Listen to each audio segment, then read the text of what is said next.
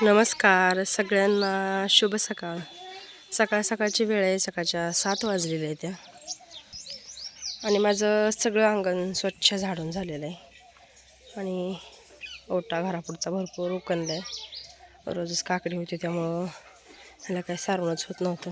आज निवांत घरीच आहे त्यामुळं सकाळ आता झाडलोट करताना शेण टाकले सारवायला. वरांची झाडलोट करून घेतलेली आहे. आता गाईची धार काढायची आणि माळावर वाकड्या निघलेल्या काकड्या येत्या ती कॅरेटात भरून आणून ठेवायची ते ह्यांना. गाईची धार काढली आणि सगळ्या घरून आता वैरण टाकून घेतली. आणि इकडं पोरांचं सगळ्यांचं आवरून झालं आता शाळेत जायला. जेवण काय खाल्लं आणि डब्याला काय घेतलं? बर. कुठला पेपर आहे आज? दोन पेपर येते का आज? संपला का पेपर मग आता? हां बर. कलर घेतले का मग? आहे का? उद्यापासून सुट्ट्या का मग आता? 16 दिवस. बर. मस्त असा सकाळ अंगणामध्ये शेणाचा सडा टाकून घेतलाय. एकदम मस्त वाटते. आता देवपूजा करून रांगोळी काढून घेते. कपडे धुवून झाले ती माझी. आज जरा जास्तीचे कपडे काढले होते. घरातले बेडशीट ते काढले धुवायला.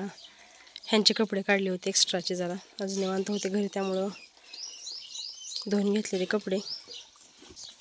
इथं थोडा वेळ बादलीत टाकले ते पाण्यात, कम्फर्टमध्ये टाकले ते. तोपर्यंत म्हणलं गोरपाणी लावून घ्यावी. आता गोरपाणी लावून सावलीला बांधते. किचनमध्ये आल्या त्या जेवण करायला आणि आज बनवले तर डोसं, इडल्या पण केल्या त्या.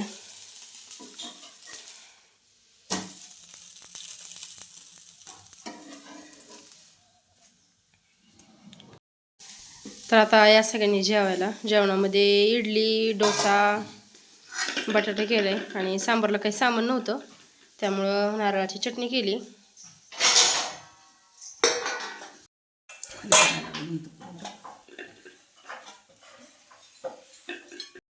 घरातली सगळी कामं आवरली आणि आता 1 वाजता लाईट आली.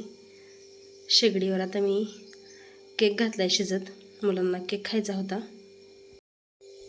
अगदी साधा सिंपल घरात आपले जे साहित्य असतं त्याच्यामध्येच मी केक केलाय.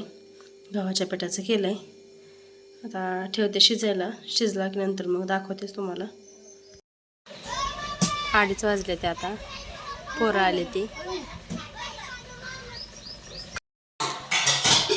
गव्हाचं दळण संपलं होतं. गव्हाचं दळण करून घेतलं आणि आता गिरणीमध्ये वाटले ते गहू. आता चालू करते गिरण.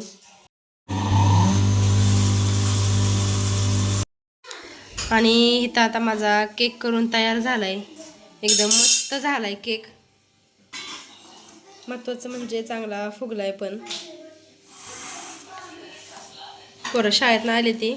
आता कट करून पोरांना खायला देते आणि विचारू पोरांना कसं झालंय ते.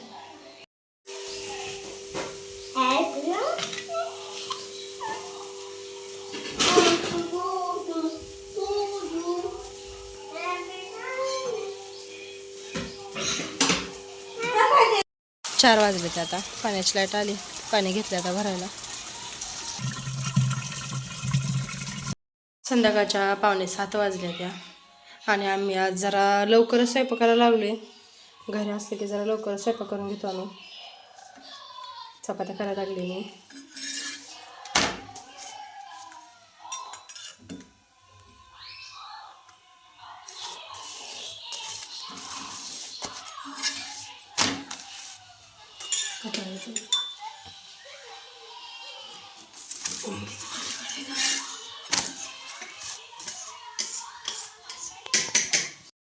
चपात्या करून झाल्या माझ्या आणि इकडं ताईंनी वांग्याची भाजी करून घेतली आणि वड्या करायचं ठरलं होतं.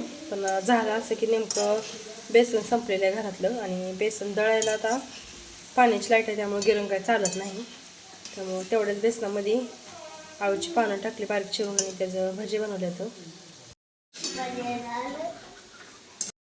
आता इथं मी सकाळच्या भाजीसाठी शेंगदाणं फोडून घ्यायला लागली.